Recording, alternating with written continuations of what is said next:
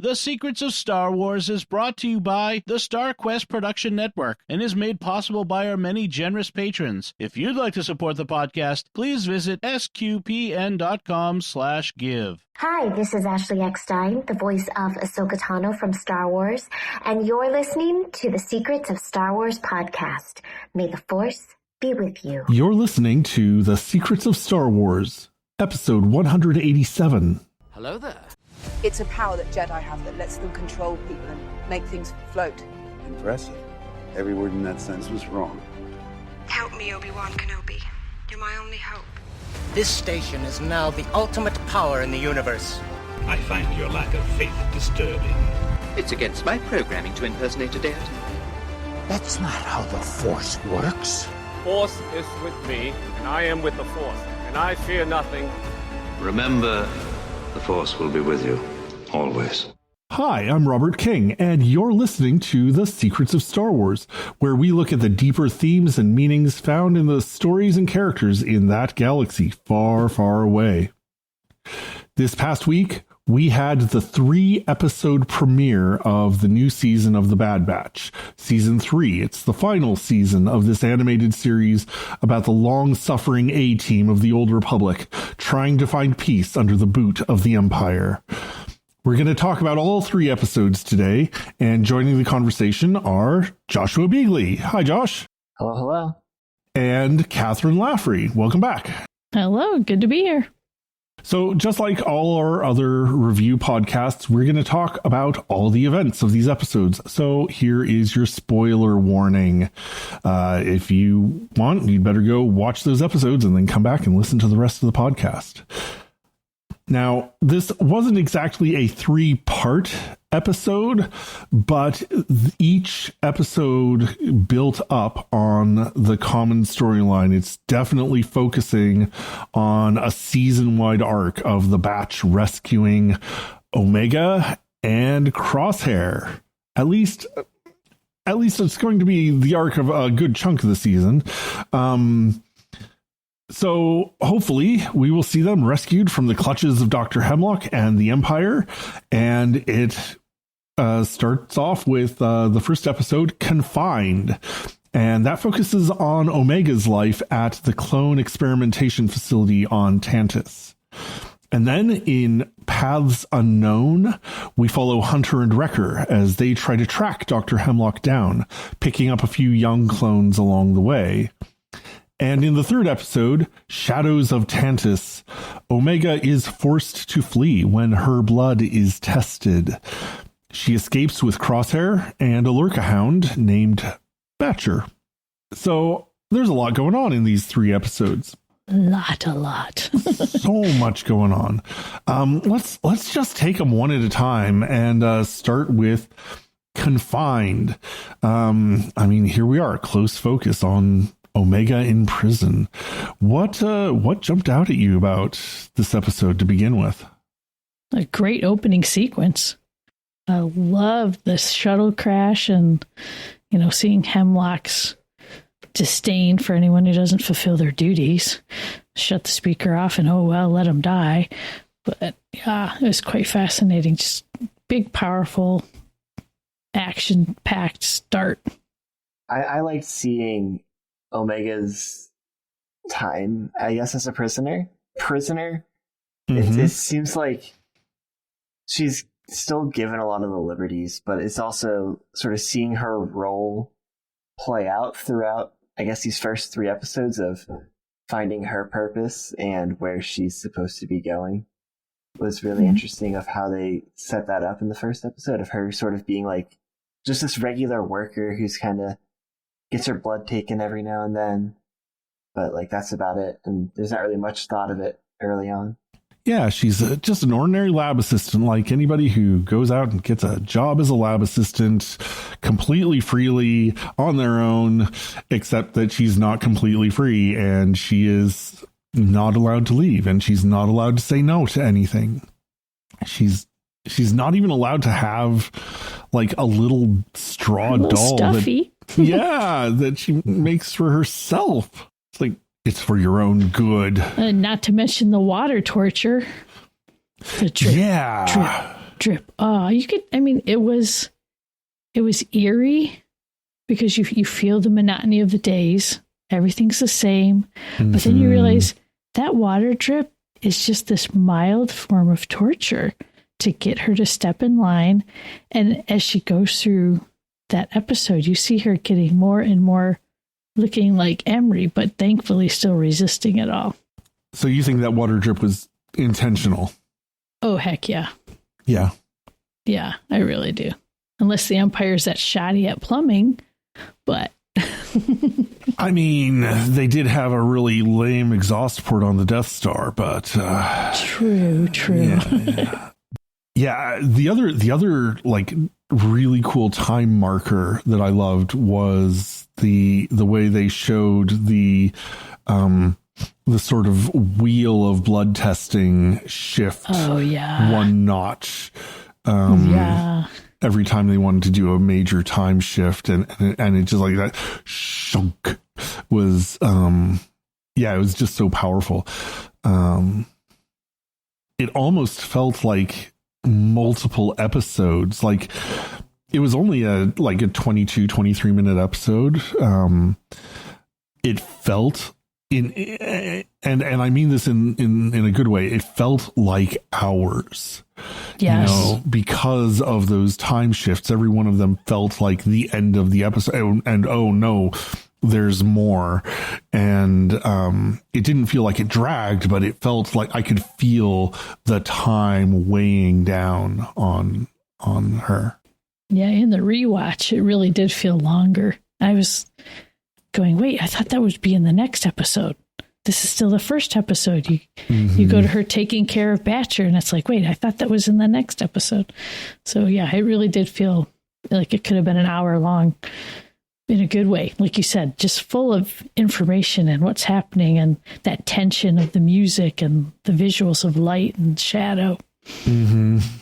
Yeah, that's sort of how I also felt. It's like these first 3 episodes more or less just seemed like one long intro movie rather than individual episodes of it just kind of, okay, we're sort of just seeing all of these timestamps of her in the prison together instead of it being, okay, like this episode has like a specific mission that they're trying to accomplish something. Now, that doesn't really happen until episode 3, but we'll get there. we will get there.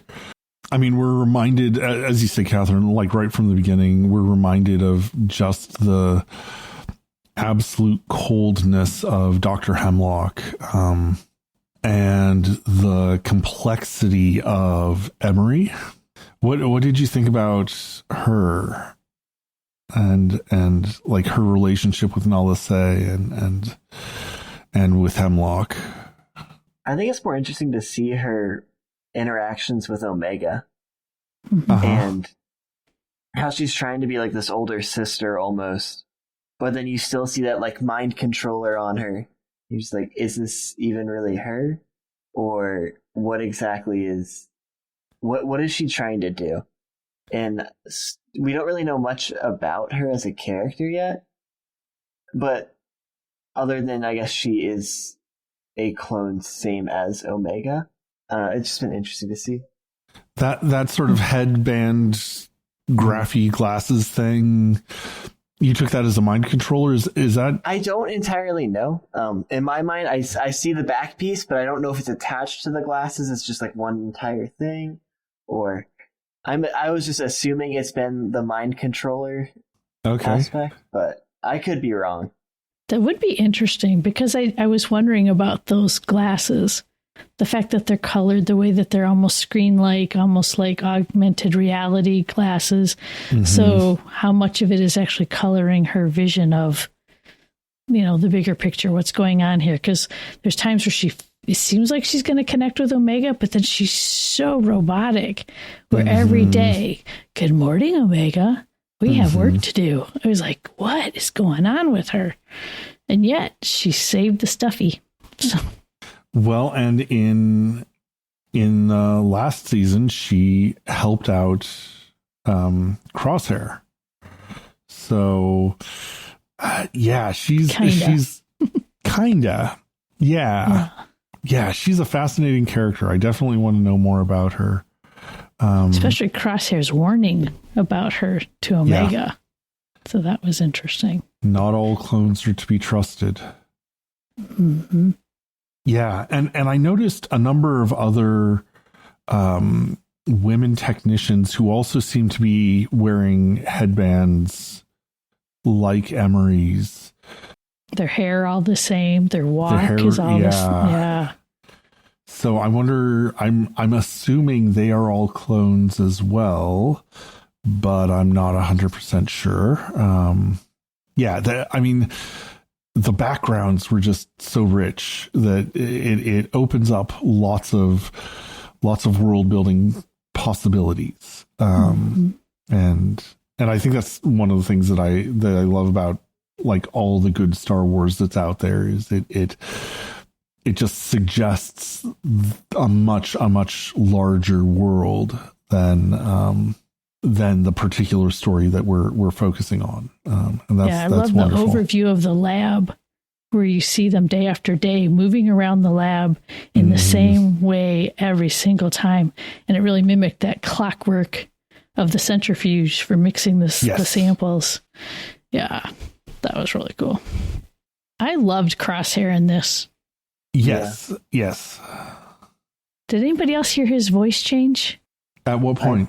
So when he called out to Omega to come back to him, and when he said all the time when he was like, "Leave me alone," she's sitting there talking at him through his cage, and he still had that gravelly hiss, his like snake-like sound. And then when she's walking away and he gets up and he calls her back, his voice sounded almost exactly like Hunter's.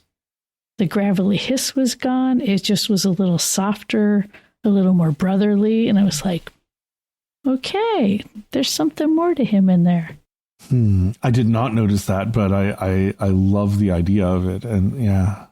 I more so picked up on his interactions with Omega as like a comedic relief almost. She's like, "I'm going to get out of here." And he's like, "Do you have a plan?" "No." Why would I have that? Yeah. I'm just a kid. You can't do that. Or did you learn plan? Was it 72? And she's like, "Oh yeah, Tech taught me." Of course he did. Yeah. Although that's in the third episode, getting ahead of ourselves. Oh, that was the third. Sorry. Yeah. It all blends together so beautifully. Sorry. Yeah. It's almost like it's all part of the same story. Right? It's wonderful. Almost. Yeah. I did stop and count Omega's hash marks on the wall. Yeah, I think it was like 150 plus at one point in time. Okay. So, there's been a good time lapse as well. Yeah, I counted at least 3 or 4 months. Is what I counted. So yeah, that would be. Yeah, there were like 6 rows of at least 5 sets of 5 or something like that. So yeah, long time, and her hair's grown out. So she's got a little ponytail there. So time passes, and then we shift our scene to Hunter and Wrecker dealing with, infighting among the various criminal organizations and using that as a way to get information on Dr. Hemlock. Again, like a really stunning sort of tone setting opening scene that has nothing to do with our plot directly, but it just shows you the cruelty of the people we're dealing with. Yeah, best Star Wars drop floor ever. Yeah. Once again, evidence that, handrails are apparently forbidden in the Star Wars universe. I thought that scene was really interesting of just seeing like the main crime syndicates coming together and just kind of fighting. Of them just kind of disposing of a Pike syndicate. Somebody who's supposed to be like essentially like the running of the drug world, just kind of gone and out of the picture now. Yeah. For now, we are. Well, there's more than just the one, but oh yeah, someone will take his place. very likely somebody from that other crime syndicate. So yeah. Was that our first time to see what's his name's mom? Who's the guy with the one horn? Oh, I'm losing it. I forgot his name. Let's see. I'm looking it up. Roland Durand. That's it. Was that the first time to see his? Issa Durand or Issa Durand. She was at the very least referenced last season, I believe. But I don't think we've actually... I don't know if we've seen her. It was interesting to see the variation in the horn configuration for that species between male and female. Mm-hmm. I thought it was interesting. I was like, okay, is that the first time we've seen a female version of one of those? According to Wikipedia, most females of the Deveronian species have vestigial horns. They're just little bumps on the forehead. So seeing her with, a fully manifested crown of horn is apparently unusual. Yeah, so that's why she's, in charge. She's got the queen tiara going. With something like that, yeah. Yeah, and she gives them information that leads them to a planet with a bombed out Imperial base where Hemlock used to do his research. I was telling you before the podcast, I was getting like really strong Alien vibes from the like Alien the movie vibes. From that set and the creepy crawliness, and especially the little mobile ones that were skittering around that reminded me a lot of the face-huggers, and also reminded me of the macro viruses in Voyager. Oh yeah. The little 3-legged things like that. It was crazy. Yeah. They're going all in on the sort of classic movie references. I'm sorry. Yeah. What were you saying, Josh? Oh, I just don't get the Voyager reference. Oh, well, could it be because you haven't watched Voyager? Oh, yeah. Oh, that's there we go. Okay. See, there's the problem. We've solved the problem now. You could just listen to the Secrets of Star Trek and you'll get all caught up. Yeah. Oh, man. I loved the discovery of the cadet, the child clones, who had apparently been part of the experiments that Hemlock was doing, and I know that just again it filled out this whole world of what the clones, what it was like to be a clone. In the late days of the Republic and during the Clone Wars and so on. Yeah, it takes you right back to season 1 where the little guys are being marched off when they're closing down the one cloning facility, and they're like, oh, where are we going? Well, see ya, fellas. Well, now we know. Yeah. What I thought was interesting was how quickly they were just like, oh yeah, these guys are 99s. And putting it together. I'm like, how well did they hear stories of 99 and then the whole clone experimental group to just put it together? And like, is there more then, or was that kind of it? Like, they have a very big reputation there, and it was kind of interesting to see essentially kids knowing them. Well, they probably saw them a couple times when they would return back home. So Wrecker could scratch in the wall how many kills they had or successful missions. So they must have seen them.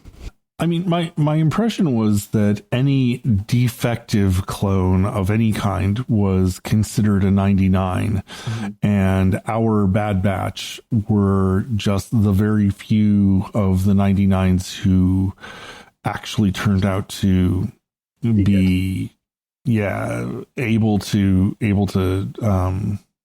go out and sort of manage missions on their own. Well, they were planned that way, weren't they? With their special qualities. Eventually, yeah. As Wrecker would say, defective but effective. Yeah. Yeah, because the backstory behind them is what that there was it Nala Say in the herself who thought that these defects could be manipulated, these so-called defects could be manipulated and used to rather augment the clones rather than make them defective for soldierly use. And then she perfected it, and then that's why she's still alive. She got something figured out. Apparently. But yeah, those little guys lost in the woods were interesting. I liked the dynamic between them. They, Mox was apparently the leader, but the other two, and was a little taller than the other two. So I'm guessing was like a year older or something, or maybe 6 months older or whatever. But yeah, I mean, they definitely, each of them were their own person, even if Mox was kind of the leader among them. And I loved that speech that Mox gave to Stack. It was what did he say? He said, they're putting their lives on the line to save a member of their own squad. I respect that. Yeah.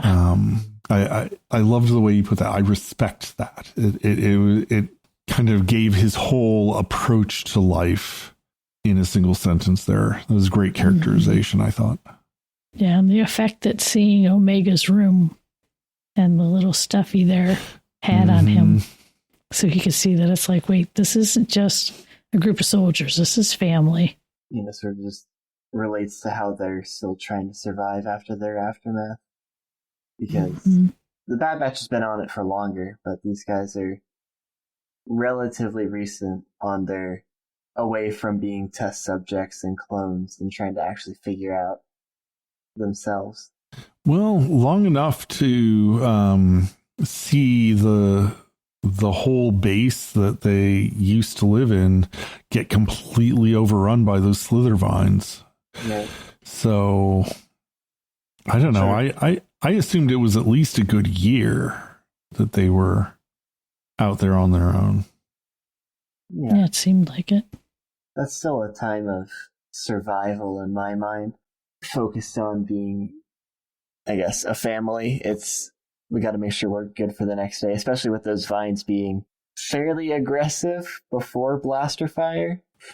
Yeah, it's like, they're not already aggressive? No, that's not aggressive at all.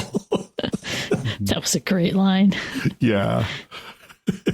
An interesting enemy to have to, or like a natural enemy to have to face on that planet. It made me wonder, what were they crossbreeding to create those slither vines? It's like trying to look at it carefully going, what is that a combination of? A little bit of sarlacc pit and those creepy spider things? I don't know. Well, and it also combined with a couple of things that I forget if it was in the first or the third episode. I think the third episode, but a couple of things that Dr. Hemlock said that made me realize, cloning is far from the only thing they are doing at these facilities. They are creating all kinds of monstrous weapons. And, we got hints of that when they were, I'm blanking on the sort of quick growing energy beast. The Zilla Beast? Zilla Beast, thank you. From the end of season 2. But they're trying to create these super weapons of various kinds. So it a little bit puts the Death Star in context. Like, you've got this technological terror, but you've also got all these biological terrors that they are constructing. And I mean, for me, it raises all these questions like, why? What do they need these super powerful, nigh unstoppable weapons for? I don't know, but it definitely seems unnatural. Some would call it unnatural. Yes. And I know the fans of the Legends or EU would say, oh, it's hinting at maybe preparations for the that extragalactic threat. What are they called? The Yuzhen Vong? Is that right? Oh, yeah. That's nowhere near confirmed for the current continuity, and it just raises all sorts of questions in my mind. Well, I love how they were able to get the data, and then the Great Rescue was awesome. I mean, it was totally predictable in the best sort of way that the other two cadets were gonna swoop in with the rescue, and I loved it. I loved the we're gonna need more firepower. Get the whole crate of explosives. Definitely had a Lord of the Rings vibe. Yeah, and Wrecker being sort of terrified and super excited at the same time. And this is explosives. It's like Christmas for him. Yeah. New toys. Oh, but now he's going to have to restock.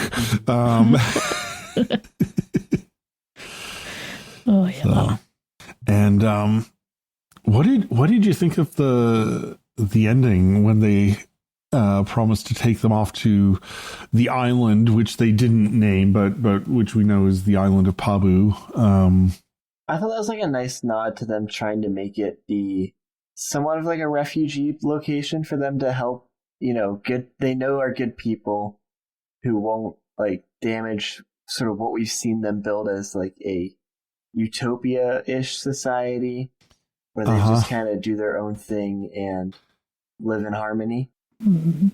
And I think that was really nice of them to be, okay, we have clones now who are going to go live out their lives and not have to worry about war or anything bad going on in the world.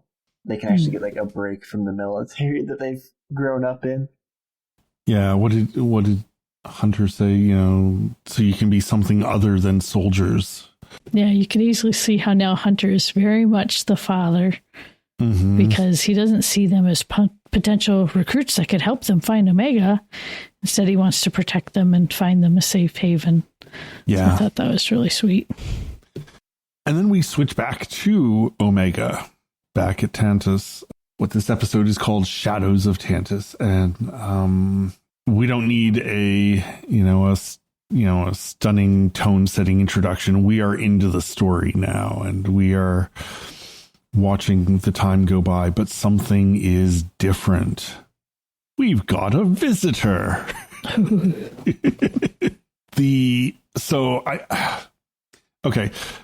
I have a theory about Dave Filoni and his entire mission with Star Wars. And I think that I've said similar things before. I think Dave Filoni's one of his major goals is to fill in the gaps between Return of the Jedi and The Force Awakens in such a way that the sequel trilogy will actually make sense. That, somehow Palpatine Returned will go from being a joke line to being something that actually has dramatic weight. And I think it's a huge mission because I think there were objective problems with the production of the sequel movies, but I also can see how his developing this clone plot is very much setting up for the events of the First Order and Palpatine's return and so on. Dave Filoni is filling in some of the best parts of the books that are no longer canon, because we have Mount Tantiss back, which was awesome in the original Thrawn trilogy. And to know that Palpatine was up to this, there was this secret cloning that was mixed with, hey, how do you clone a Jedi without it going insane? And so, to me, I am loving what he is doing in bridging the gap and fixing the miss of what was some of the best Star Wars storylines ever written. Okay. No, that's definitely very much fills in, I guess, that the main plot hole we have with the sequels of just somehow Palpatine returning. But I'm still interested in seeing how they also said they're going to blend them all together and seeing where all the other stories start interweaving in here shortly. Mm-hmm. Because, I don't know, this has a very straightforward, okay, Omega's blood sample thing flashed yellow at the end and became like this lovely presentation piece. But then it's like, okay, what's everybody else doing? Well, I got a little theology of the body tie-in with all of this. Okay.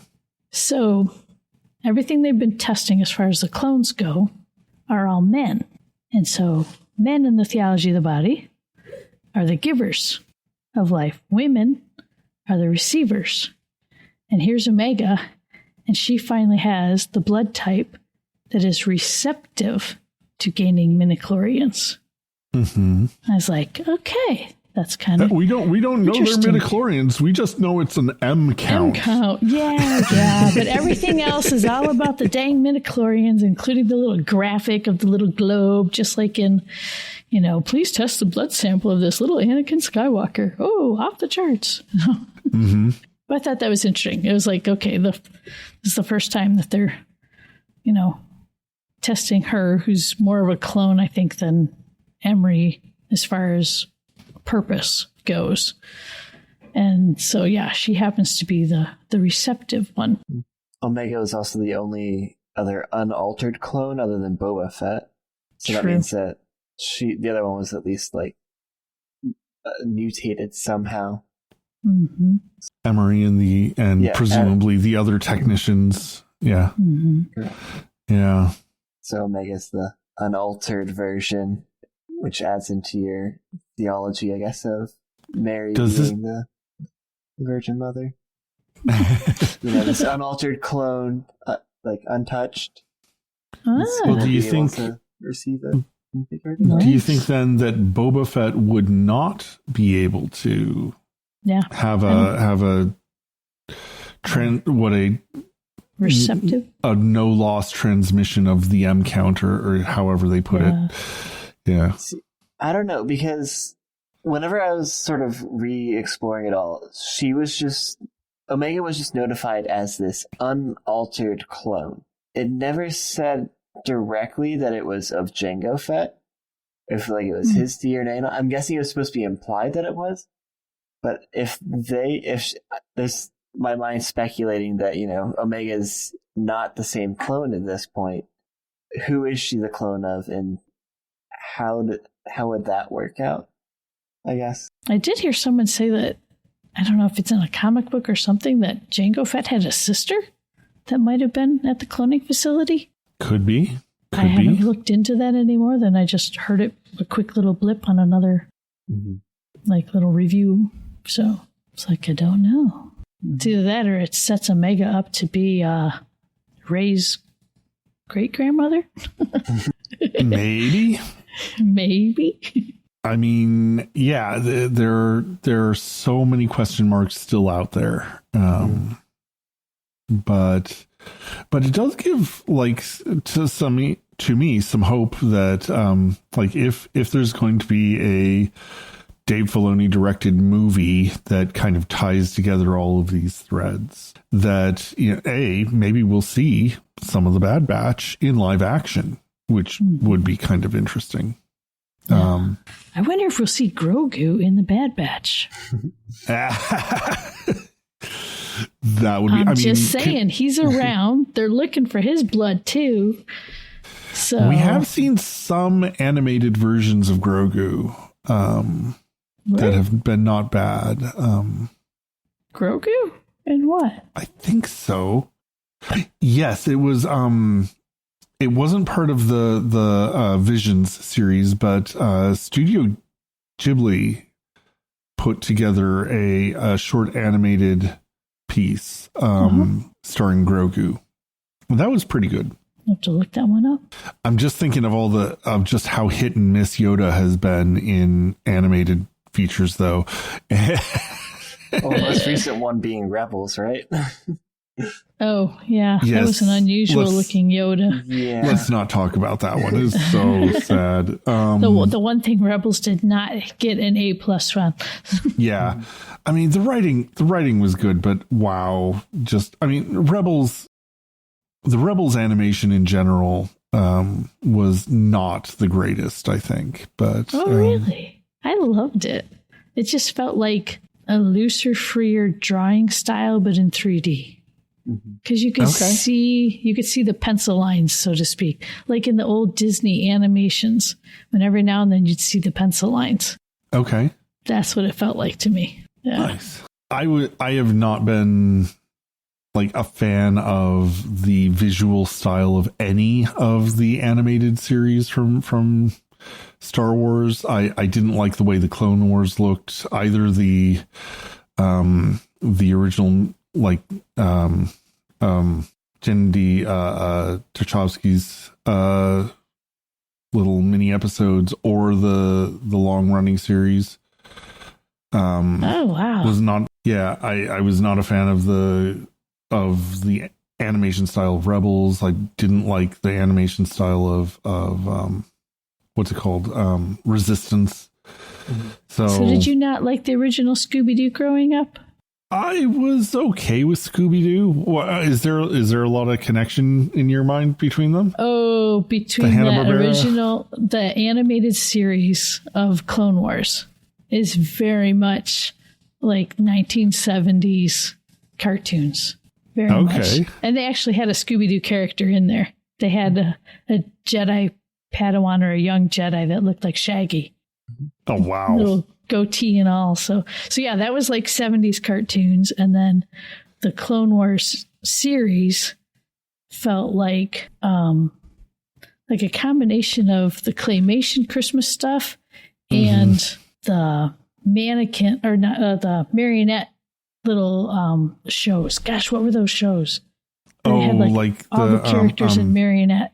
Oh gosh! Sorry, Josh. Way before your time. I'm sorry. Yeah, these are the ones that like inspired Team America: World Police, right? Yeah, like stuff like that. Yeah. Yeah. Oh gosh, and Thunderbirds. Thunderbirds is yes. They had like a carved puppet look, but in 3D animation. That's what the Clone Wars felt like to me. Okay. Yeah. Yeah, I can see that. Yeah, and I got nostalgic on all of them. What can I say? I think I've enjoyed something about a lot of the originals, like the inspirations that you're talking about. But man, I did not like the way it came together, like visually. And I reckon this is purely a taste thing. And for the most part, the writing, especially of Rebels, got me past, what I didn't like about the visual aspect. But and I thought Rebels got better each season. And now back to the Batch. Back to the Batch, who, again, I mean, the animation style is not my thing, but man, I love the writing so much. I love these characters. Yes. Have we kind of talked through each of the episodes? We didn't get to the escape yet. No. We didn't get quite to the escape. Yeah. Yeah. Which is, I think, where I loved Omega's leadership in that. And my heart just was like almost breaking when Emery turned them in the cage down below. Again, really interesting, complex character. And I hope that she develops more over the series. What really broke my heart was seeing Nala Se. Yeah. She was so much thinner, which is crazy to say for, her species, but her neck was like a string and her cheekbones were even hollowed out even more. And just the way she moved a little slower, you can tell that she's just been struggling and under such stress about not wanting to do what she has to do. And not seeing any other option. Mm-hmm. But as soon as, her hands were tied and she couldn't do anything about it, she was like, Omega, you gotta get out of here. Yeah. She at least gave her the means to be able to escape. Yeah. We'll see what happens to Nalase. I don't think they can kill her off. But I was by your side the whole time. Oh gosh, yeah. Yeah. It'll be interesting to see what they do to her or what happens. And even though I saw it coming, I love the whole build up with Omega and Batch. And like her, healing Batch and making her feel better and sending her off, because I knew it was going to come back around, that Batch was going to save her somehow. It was just awesome. I mean, I used to have a dog that was a pit bull mix. So to have a powerful dog that can also be as gentle as a lamb is kind of a neat feeling. It's like, oh, cool. Like, especially when the dog started barking at the robot or droid. Sorry, I said robot, droid. Yeah. So, yeah, that was just, it reminded me of the times when the dog would get mad if it thought any of the girls were in danger. I mean, there's nothing subtle about this show. Yeah, it's it paid off beautifully. The whole escape sequence, the timing of it, the getting the Emperor sort of in and out exactly so that you could get those powerful moments with the Emperor, was nothing of, there's nothing of greater importance to secure the future of this empire. And you could see the effect that had on Hemlock. I have the entire resources of the Empire at my disposal. And the whole reason why it's secured is because of Palpatine's ego to return. To live forever, his necromancer potion, whatever. Yeah. But I loved how Hemlock's scolding of Omega over releasing Batch or Batcher ended up coming back around on him. Because it's like, there's consequences to these actions. And it's like, yep, all in Omega's favor. She's got a little hound out there to take care of her. Yes. And he even said, their actions have consequences, sometimes beyond what we can predict or see. I forget exactly the words, but yeah. And so much about like all of these episodes and in a sense, the whole series, just focused on what is the value of a life, right? What is the value of a Lurka hound's life? What is the value of a clone's life? What is the value of a person's life? Never quite get around to what is the value of a droid's life. I mean, like it was especially clear to me when you've got Omega there tending to Batcher's wound, and then she turns around and absolutely executes the canine droid. Yeah. And like unhesitatingly just completely executes it. And she figured a living creature over a machine. Yeah. Her skills are still pretty sharp for being able to escape as well as she did. Minimal damage to her. What also was interesting was Crosshair starting to shake.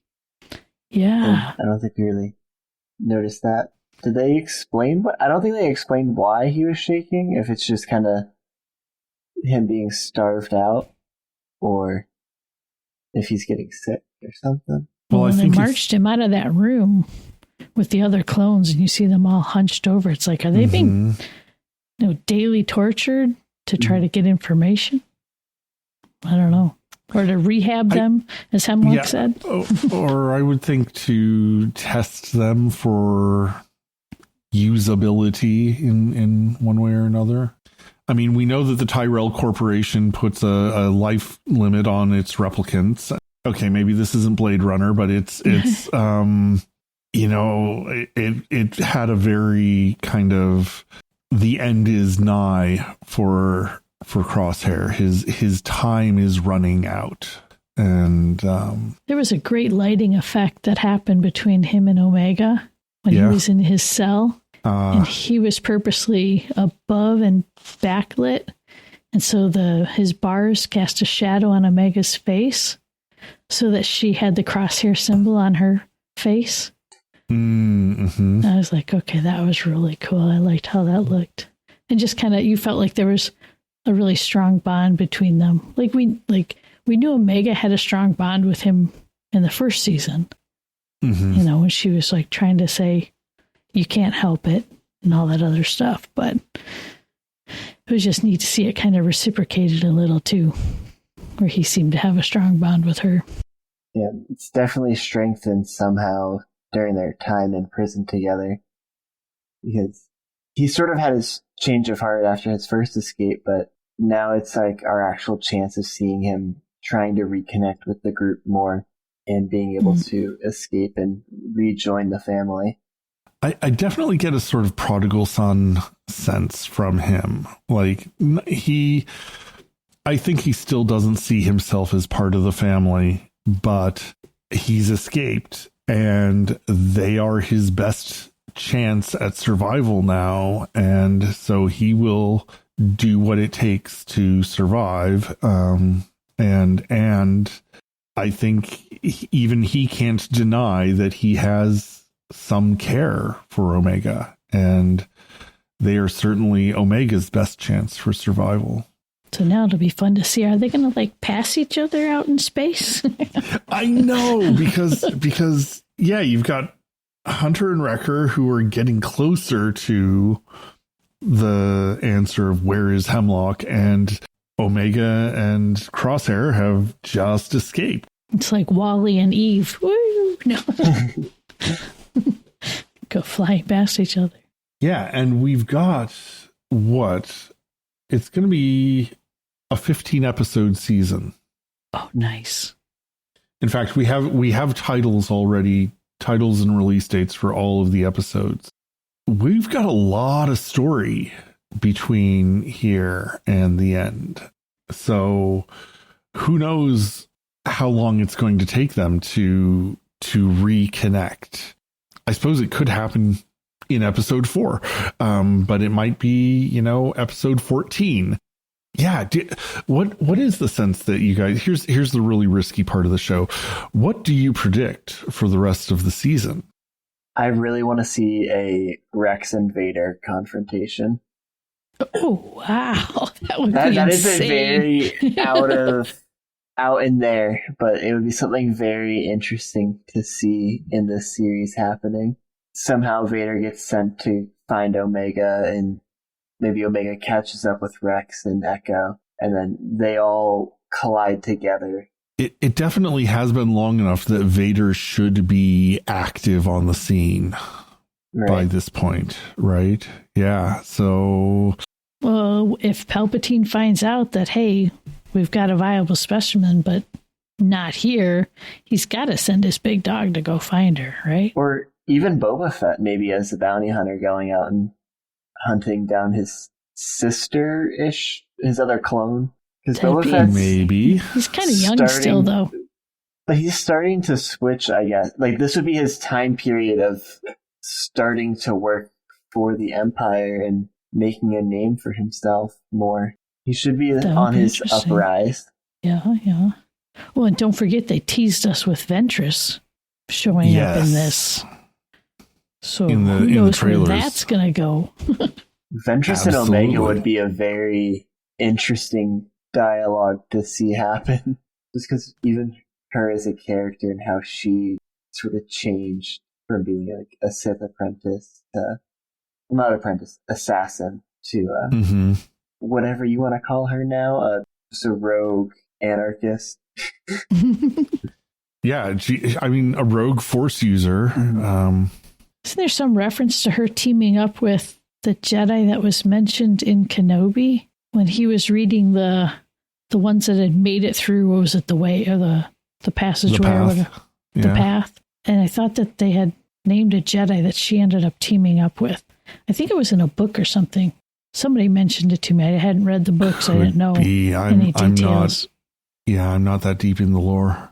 It'll be interesting. See how it all plays together. And hopefully we see Rex again. Yeah, Rex is supposed to be with Echo, right? Yes, they're still working together.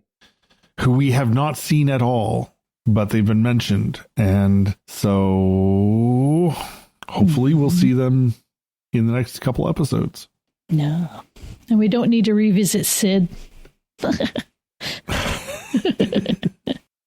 I don't know. I wouldn't mind seeing, like, you know, as a last resort, like going back to her, maybe giving her a chance to redeem herself.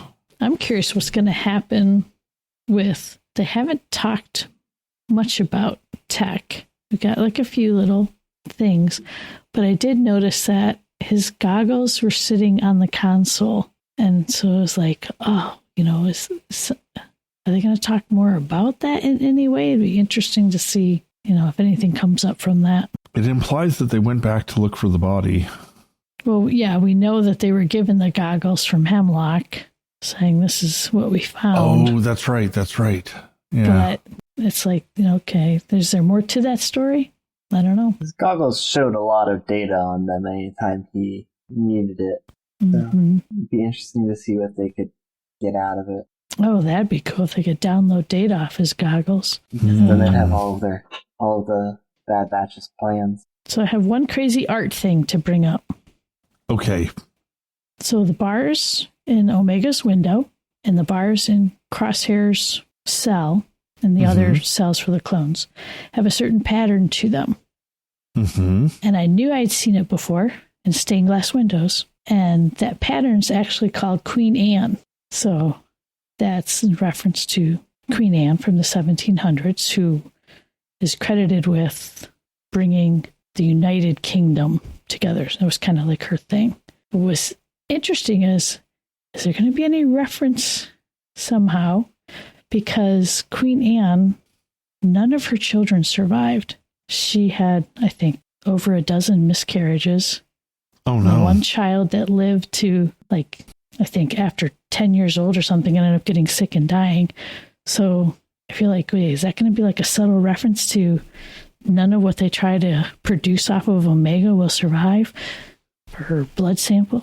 Just like, a little crazy thought. I don't know if the art department went that far with it or if they just used that design because it mimicked the hallway and made a cool crosshair on her face. But either way, I found it a cool visual to use that pattern. You never know. You never know. I mean, this is one of the great things about especially animation these days is you have so many people working on these projects and they're every one of them a really smart person. And so you can never rule out like just how deep some of these rabbit trails or Easter eggs might go. I don't know if there's much more to say about these episodes. I am super excited to see what's coming up next. I loved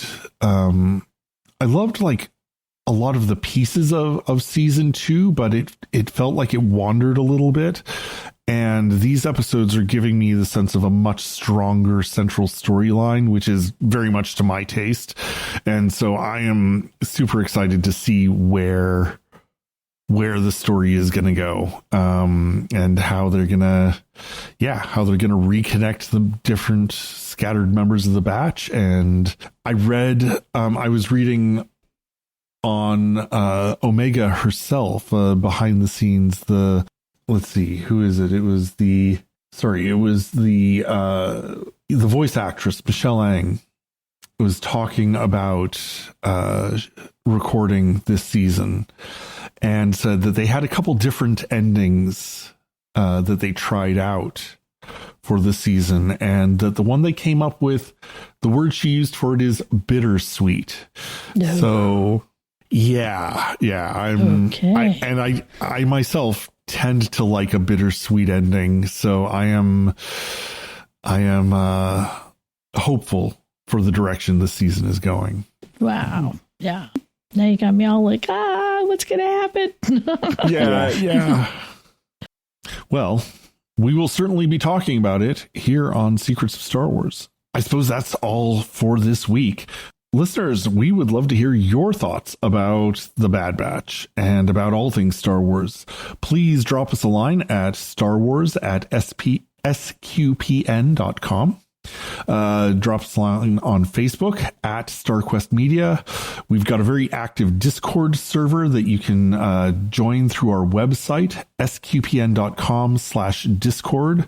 You can help our community grow, find more people who love Star Wars and love the faith when you subscribe and leave a review on your favorite podcast platform. We're on Apple Podcasts, TuneIn, Spotify, iHeartRadio, lots of others. We even have an SQPN YouTube channel. We'd like to thank especially our patrons on Patreon who make it possible for Secrets of Star Wars and all the shows on StarQuest Media to be created. This episode, we'd especially like to thank Ned G, Aaron D, Lee H, Drew M, and Joe D. Thank you for your generous support. If the rest of you would like to join them, please visit sqpn.com/give, and your help will help keep our work going. So, yeah, that's all for now. Till next time, Kathryn, thanks for being on the show. Thank you. It was a good talk. And Joshua, it's been great to have you. Always happy to join. Once again, I've been Robert King. Thank you all for listening to The Secrets of Star Wars on StarQuest. Here's another podcast on the StarQuest network you're sure to enjoy. The Secrets of Movies and TV Shows. Find it wherever fine podcasts are found or at sqpn.com/secrets.